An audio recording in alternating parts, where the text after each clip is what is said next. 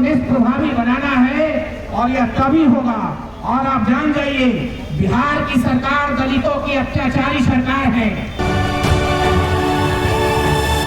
1935 India act अंतर्गत में जो आया, जो भारतीय संविधान प्री कॉन्स्टिट्यूशन और आफ्टर कॉन्स्टिट्यूशन का जो प्रावधान हमारे संविधान में है, 1935 में 1921 की जो शेड्यूल कास्ट, जो डिप्रेस क्लास की जो जातियां थी, उसकी एक सूची तैयार की गई और 1935 में उसका नाम अनुसूचित जाति रखा गया। इंग्लिश में जिसे शेड्यूल कास्ट कहा गया। मेरे साथियों, प्रशासन के बंधुओं, मेरी लड़ाई संस्थागत है। मेरी लड़ाई किसी व्यक्ति विशेष जाति धर्म से नहीं है। मैं इस तमाम लोगों से अपील करूंगा, खास करके नए नए जो छात्र आए हैं, जो मुझे नहीं जानते हैं या जिन्हें संवैधानिक अधिकारों की पूरी जानकारी नहीं है, फिर भी मैं कोटि कोटि धन्यवाद और आपका हौसला अफजाई करता हूँ कि आप बाबा साहब के सपनों के साथ साथ वो असंख्य लाखों देशवासियों के सपनों को पूरा करने आए हैं, जो अपने जानों को कुर्बानियां देकर आपको इस लायक, इस रोड पर खड़ा करने लायक बनाया है। लेकिन एक बात का ध्यान रखिएगा, आजादी का मतलब सत्ता प्राप्त करना है और सत्ता में ताकत का प्रयोग अनाप शनाप तरीके से नहीं होना चाहिए। किसी भी जो माँ बहनें रास्ते में जा रही हो, कोई छात्राएं जा रही हो, कोई छात्र जा रहे हो, कोई असामाजिक तत्व अगर आपके बीच में आंदोलनकारी बनने का नाटक कर रहा हो, तो उससे सावधान हो। हमारे सारी माँ बहनों का सम्मान करते हुए, पटना वासियों का भी सम्मान करते हुए, मेरी लड़ाई भारत सरकार से है। और भारत सरकार जब तक इस आंदोलन की जो परिणाम होंगे, उसके बावजूद जब तक भारत में संविधान संशोधन नहीं कर दिया जाता है, किसी राजनेताओं की बातों में दलित छात्रों को और चिंतकों को आने की जरूरत नहीं है। क्योंकि जब तक संविधान संशोधन नहीं होता है, किसी नेता के बोलने से सुप्रीम कोर्ट का यह कानून निष्प्रभावी होने वाला नहीं है। और आप जान जाइए, बिहार की अत्याचारी दलित विरोधी सरकार, जब वो यहाँ का विद्यार्थी कभी हुआ करता था, और उस जमाने में भी इतिहास है, नहीं जानने वाले को पता होना चाहिए।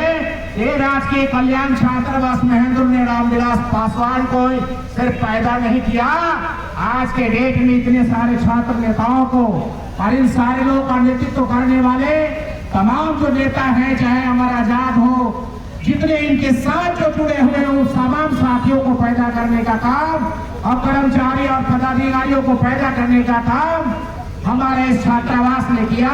इस छात्रावास से इतने सारे पूरे बिहार में छात्रावास बने और यह क्रांति की भूमि है। और हमारी क्रांतियां जब कभी भी सरकार के खिलाफ हुई है, आप इतिहास उलट कर देखना, जब किसी ने यहाँ तेल पिलाने लाठी में निकला था, तो 23,000 छात्रों की रैलियां निकली थी इस बिहार की धरती पर और सरकार का घुटना टेकना पड़ा था। इसलिए आप अपनी ताकत को समझे। बाबा साहब ने जब आरपीआई बनाया था, तो हाथी का चुनाव चिन्ह दिया था, जिसको बाद में कांसीराम साहब ने अपनी पार्टी में लगाया। हाथी का मतलब होता है कि अगर जब तक हाथी को अपनी ताकत का एहसास नहीं होता है, एक आदमी हाथी का जो पहलवान होता है उसको कंट्रोल करके रखता है, लेकिन जब शक्ति का पता हाथी को चलता है ना, तो दुनिया उसकी ताकतों को रोक नहीं पाती है।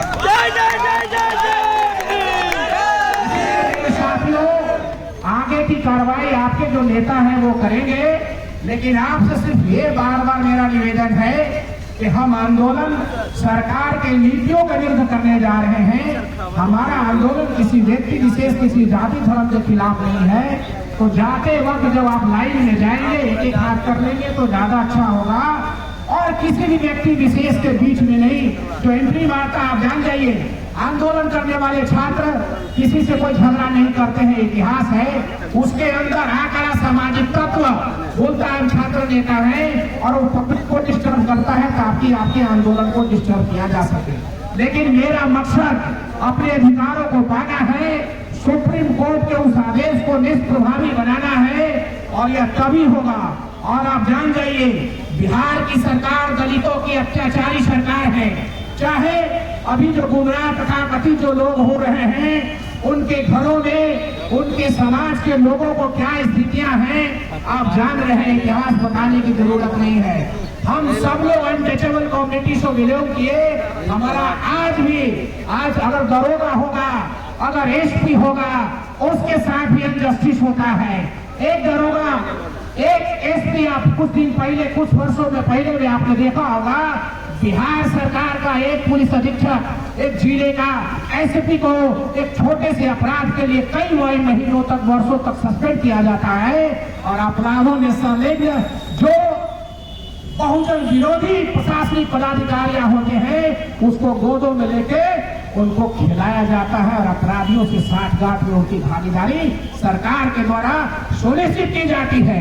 इसलिए हम प्रशासनिक पदाधिकारियों से भी कहेंगे, आप हमारे अंग हैं, आप भी संविधान से संचालित हैं, आप हमारे समाज के शुभचिंतक हैं, हमारे संरक्षक हैं। हम आपसे भी चाहेंगे कि हमारा ये जो लोकतांत्रिक आंदोलन है, इस आंदोलन में आप हमारी मदद करें, क्योंकि आप भी हमारे घर के हैं। चाहे आप किसी जाति धर्म में पैदा हुए हो, क्योंकि कोयली, कुर्मी, तेली, तमोली, दुसार, चमार, बावन, भूमियार, नाला, जो भी जातियां हैं, किसी ने भगवान के यहाँ आवेदन नहीं दिया था कि मुझे चमार, दुसार, धोबी, पासी बनाओ, क्योंकि हम सभी प्रशासनिक पदाधिकारियों से अपील करेंगे और छात्र नेताओं से भी अपील करेंगे कि प्रशासनिक पदाधिकारी भी अपने कर्तव्य का पालन कर रहा है और आप भी अपने कर्तव्य का पालन कर रहे हैं। दोनों में टकराहट नहीं होनी चाहिए।